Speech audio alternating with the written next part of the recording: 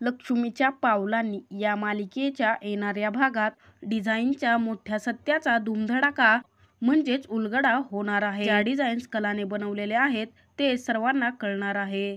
तर आता कलाला डिझाईन्स काढता येत नाहीत व कला तुला बिझनेस मधलं काहीही जमत नाही असं म्हणणारा अद्वैत आता कलाच्या डिझाईन्स पाहून कलावरती पूर्णपणे फ्लॅट झालेला असतो। तर आता कलाच्या कपाटात अद्वैतला स्वामीनाथन यांच्या डिझाईन सारख्या सेम टू सेम डिझाईन्स सापडतात। सानिकाने अद्वैतला लॅपटॉपवरती डिझाईन्स पाठवलेले असतात। त्यानंतर अद्वैत लॅपटॉपवरती त्या डिझाईन्स पाहतो। कलाच्या डिझाईन्स आणि लॅपटॉपवरील डिझाईन्स सेमच असतात आणि आता अद्वैतला खात्री पटते की या डिझाईन्स कलानेच बनवल्या आहेत। अद्वैतला समजतं की कला ही लपून छपून त्याला न सांगता त्या डिझाईन्स बनवत होती। त्यानंतर अद्वैत आता कलाला जाब विचारण्याचं ठरवतो। अद्वैत म्हणतो, कलाने हे लपून छपून करण्याची काय गरज होती? तिने मला सांगायला हवं होतं, परंतु माझ्याकडे काहीतरी पुरावा असायला हवा आणि कलाला डिझाईन्स बनवताना मला रंगेहात पकडावं लागेल। तर आता अद्वैत रात्री झोपण्याचं नाटक करतो। त्यानंतर कला अद्वैतला पाहते। अद्वैत झोपण्याचं नाटक करत असतो। कला म्हणते, आता हा चांदेकर झोपला आहे, मी आता माझं काम म्हणजे डिझाईन्स काढून घेते असं म्हणून कला बाहेर येते। त्यानंतर आता झोपण्याचं नाटक करत असलेला अद्वैत अचानकपणे बाहेर बसलेल्या कलाकडे येतो आणि म्हणतो, बघू कला तू काय करत आहेस, आणि त्या डिझाईन्स खेचून घेतो। कला म्हणते, अद्वैत तुझं काय चाललंय? अद्वैत म्हणतो, माझं जाऊ दे कला, तू मला सांग तुझं काय चाललंय। तू मला आता कोणत्याही प्रकारची कारणं सांगू नकोस। मी ओरिजिनल डिझाईन्स तुझ्या कपाटामध्ये पाहिले आहेत आणि मला कळलं की आतापर्यंत स्वामीनाथन यांच्या डिझाईन्स तूच बनवत आहे। मला सानिकाने जे फोटो पाठवले होते अगदी त्याच डिझाईन तुझ्या कपाटामध्ये होत्या। इतक्या अवघड डिझाईन तुझ्याकडे कुठून आल्या? तूच बनवल्या आहेत ना? आता कलाला काय बोलावं आणि काय उत्तर द्यावं सुचतच नसतं। तेव्हा कला म्हणते, खरं सांगू का अद्वैत, मी जर तुला हे सर्व काही सांगितलं असतं तर तू माझ्यावरती विश्वास ठेवलाच नसता। परंतु आता मी या डिझाईन्स माझ्या गरजेसाठी पैशासाठी बनवते, परंतु सर्वात आधी पहिल्यांदा मी तुला मदत व्हावी म्हणून या डिझाईन्स बनवल्या होत्या। स्वामीनाथन आपलं डील कॅन्सल करणार होते आणि हे मी पाहिलं होतं, म्हणूनच मी गुपचूप या डिझाईन्स बनवल्या आणि आपली डील वाचवली। तेव्हा अद्वैतला तो प्रसंग आठवतो। अद्वैत विचार करतो, हे खरंच आहे, कलामुळेच आपल्याला स्वामीनाथनची खूप मोठी डील मिळाली। तिथे अद्वैतच्या लक्षात येतं की कलाने त्याची आणि चांदेकरांच्या बिझनेसची खूप मोठी मदत केली आहे। तिथे अद्वैत स्वतःचा इगो वाचवत म्हणतो की ठीक आहे कला, तुला आता सध्या पैशांची गरज आहे म्हणून करतेय। कला म्हणते, मी तेच सांगत आहे, मला पैशांची गरज आत्ता आहे, परंतु आधी नव्हती।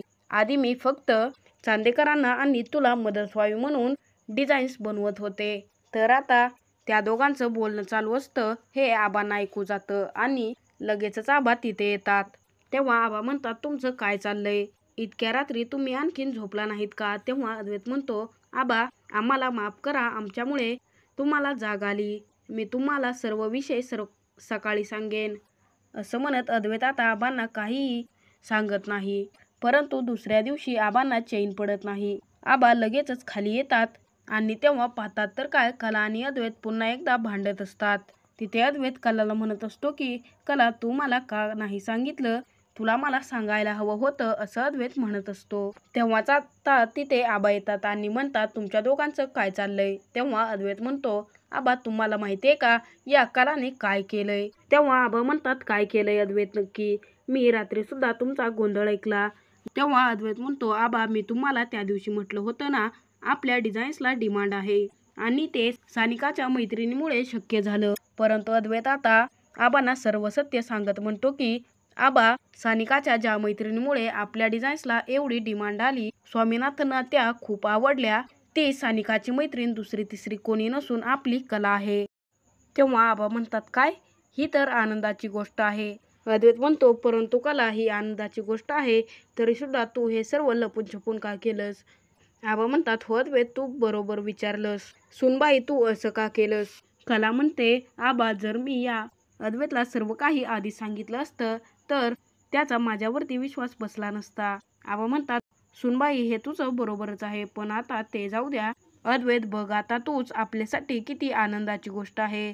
आता आपल्याच घरची एक सून चांदेकरांची इतकी उत्कृष्ट डिझायनर आहे तू आता कलाला चांदेकरांची नोकर नाही तर पार्टनर बनव. आपली कला खूप छान डिझाईन्स बनवते आणि आता त्याचाच तू फायदा करून घे. परंतु तिथे अद्वैतला मात्र काय करावं ते कळतच नसतं. इतक्यातच सर्वजण तिथे येतात. तिथे सरोज म्हणते, काय झालं, तुम्ही एवढे खुश कसं काय दिसताय? तेव्हा आबा म्हणतात, सरोज तुला माहितीये का, आपल्याच घरातील एक व्यक्ती स्वामीनाथनच्या डिझाईन्स बनवत होती आणि तिनेच आपली खूप मदत केली. ती व्यक्ती म्हणजे कला आहे आणि ती आता आपल्या घरातील लक्ष्मीच आहे आणि कलामुळेच आपल्या चांदेकरांच्या बिझनेसला आणि अद्वैतला खूप मोठी मदत झाली आहे. अद्वैत म्हणतो, हो, कलामुळेच आपला बिझनेस वाचला, आपली डील वाचली. ते आता अद्वैतने कधी नाही तर पहिल्यांदाच कलाची वाहवाह केलेली असते, तिचं कौतुक केलेलं असतं. एवढंच नाही तर अद्वैतने सर्वांसमोर आणि खास करून सरोज समोर कलाचं कौतुक केलेलं असतं. तेव्हा सरोज म्हणते, काय, या मुलीने डिझाईन्स बनवल्या, कसं शक्य आहे? या मुलीने बनवल्या आहेत यावरती तर माझा विश्वासच बसत नाहीये. तेव्हा आबा म्हणतात, हो सरोज, या डिझाईन्स कलानेच बनवल्या आहेत. आपली सून खूप टॅलेंटेड आहे. तिथे आता आबा खूप मोठा निर्णय घेण्याचं ठरवतात आणि आबा म्हणतात की आपण आता काही झालं तरी कलाला आपल्या बिझनेसची पार्टनर बनवायचं. तिथे आता सरोजला खूप राग येतो. ती म्हणते, आबा, त्याची काय गरज आहे? हिला फक्त पैशांचीच गरज आहे. मग आता ती आपल्याला डिझाईन्स बनवून देईल, मग त्या बदल्यात आपण तिला काही पैसे देऊ. तिला पार्टनर बनवण्याची काय गरज आहे? तेव्हा रोहिणी सुद्धा म्हणते, हो आबा, सरोज वहिनीचं बरोबर आहे. माझ्या मुलाला राहुलला पार्टनर बनवायचं सोडून तुम्ही या कलाला पार्टनर बनवत आहात का? या मुलीला त्यातील काय कळतं? तेव्हा तिथे रोहिणीने राहुलचा विषय काढल्यावरती सरोज म्हणते की रोहिणी, तू शांत बस. तुझ्या मुलाला यामधलं काय कळतं? तुझ्या मुलापेक्षा तिच्यामध्ये थोडंसं टॅलेंट तरी आहे. तुझा आयत्या बिळातील नागोबा आहे. परंतु तिथे आबा म्हणतात की आता या विषयावरती काहीच बोलायचं नाही. माझा निर्णय पक्का आहे. आता आपण कलाला पार्टनर बनवायचं म्हणजे बनवायचंच. तर आता त्यानंतर सर्व चांदेकर सकाळी पेढीत जातात आणि सर्वजण खूप खुश असतात. हे पाहून सर्व स्टाफला कळतच नाही की नक्की काय चाललंय. तर आता तिथे कलाची चांदेकरांच्या बिझनेसमध्ये धुमधडाक्यात एंट्री झालेली असते आणि कलाला बिझनेस पार्टनर बनवलेलं असतं. तेव्हा आबा म्हणतात, कला, आता या बिझनेसमध्ये जो काही फायदा होईल तो तुझा असेल आणि ते पैसे तुला मिळतील. तेव्हा कला म्हणते, आबा, मला जास्तीचं काही नकोय. मी फक्त आधी आमच्या घरावरील कर्ज फेडेल, त्यानंतर मला पैसे लागणारच नाहीत. मला महिन्यापुरती मोजकीच रक्कम दिली तरी चालेल, म्हणजे ज्या रकमेमुळे आमचं घर लवकरात लवकर सुटेल आणि आईबाबांच्या डोक्यावरील मोठं संकट टळेल. आबा म्हणतात, ठीक आहे कला, आपण तू म्हणते तसंच करू.